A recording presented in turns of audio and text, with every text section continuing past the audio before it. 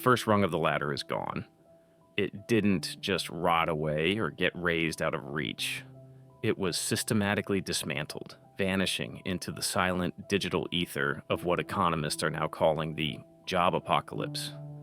This isn't a typical recessionary dip or a temporary market correction. This is a fundamental restructuring of the very doorway into the world of work, a seismic shift driven by a perfect and terrifying storm. The meteoric rise of artificial intelligence, pervasive political instability, and a global economy holding its breath. For decades, the contract was simple and almost sacred.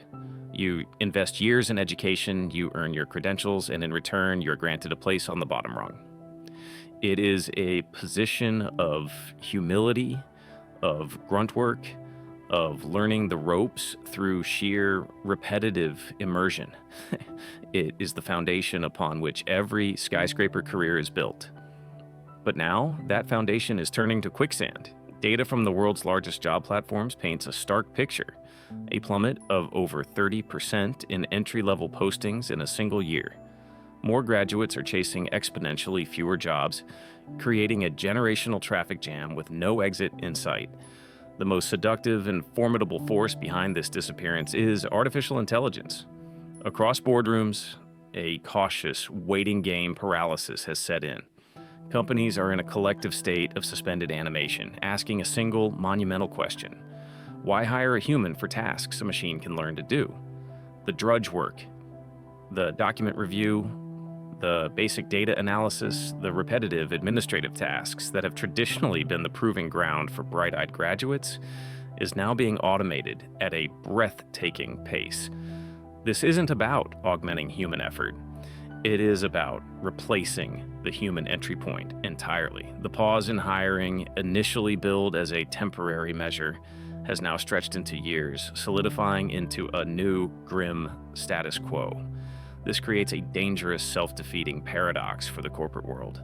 The very act of severing the pipeline of fresh talent to protect today's balance sheet guarantees a crisis of leadership tomorrow. Imagine a law firm where the average partner is 55 years old. The cold, hard calculus is simple. If you do not hire and train the junior lawyers of today, you will have no senior partners in 15 years. The company will, simply cease to exist. The short-term logic of efficiency is colliding with the long-term imperative of survival, and in the balance hangs the fate of an entire generation. The implications run deeper than mere corporate structure. There is an intangible, invaluable loss in the automation of this drudgery. A seasoned senior partner at a major international law firm recently confessed a profound truth. He acknowledged that while a junior lawyer may not learn much on the 20th time they review a standard contract, they learn everything on the third and fourth time. That repetitive, often tedious work is the forge where professional judgment is tempered. It is where instinct is built, where context is absorbed, and where the subtle, so uncodifiable patterns of a craft are seared into the neural pathways. By automating these foundational experiences, we risk creating a future generation of professionals who are adept at managing AI outputs, but who have never truly internalized the core principles of their own profession. They will receive the answer from the machine, but will have lost the map to how it was found. Yet to ignore the transformative power of this technology is to be a modern-day Luddite. Forward-thinking firms are already deploying bespoke generative AI tools with names like Percy. These are not simple chatbots. They are sophisticated retrieval engines capable of processing thousands of pages of legal precedent or financial data in moments, identifying themes and suggesting lines of inquiry that would take a team of humans weeks to uncover. The associates who use them speak of a new symbiosis, but it requires a new literacy. The critical skill is no longer just sifting through documents. It is the art of the prompt.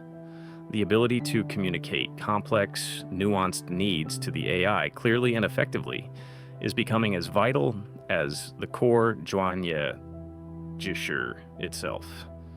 This human-machine collaboration is the new frontier of professional work, demanding a workforce that is bilingual, fluent in the language of their domain and the language of their digital counterpart. This forces a radical and uncomfortable evolution in the employer-employee relationship.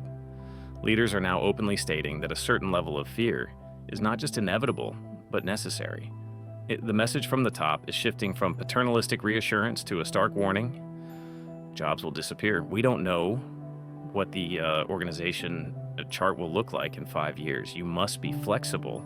For those entering the workforce, this means their careers will be lived as a perpetual experiment. They are the test subjects in a grand, uncontrolled trial, navigating a landscape where the very definition of their role may change from one quarterly report to the next. This crisis inevitably calls into question the value of the entire educational edifice. If the traditional graduate entry path is crumbling, what is the purpose of the university degree? The system as it stands appears to be a magnificent engine designed for a world that no longer exists. It excels at imparting established knowledge, but often fails to instill the agile, critical thinking and technological dexterity required for a future-proof career. The dissonance is jarring. We are trying to solve 21st century problems with a 20th century toolkit. In the face of this dissonance, some are looking not forward, but backward, reaching into the history books for potential solutions. An intriguing, if unsettling, parallel is emerging with the medieval model of apprenticeship. In that era, a family would pay a master craftsman to take on their child, funding the child's education through years of unpaid or low-paid labor. Could a version of this return? If companies can no longer easily monetize the work of junior employees, might they start charging for the training itself and creating a tuition-based corporate apprenticeship?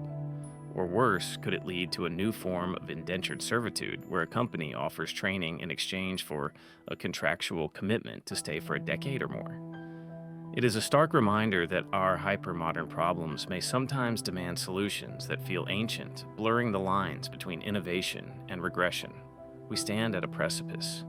The evangelists of AI speak in glittering generalities about the new, unimaginable jobs that will be created, about the skills we will need for roles that don't yet exist. But in the meantime, we are actively dismantling the existing structures that have, for generations, transferred skill, wisdom, and experience. The danger is not merely that we are cutting entry-level jobs. The danger is that in our headlong rush to automate the drudgery, we are unknowingly throwing out the apprenticeship, the mentorship, and the pipeline with it.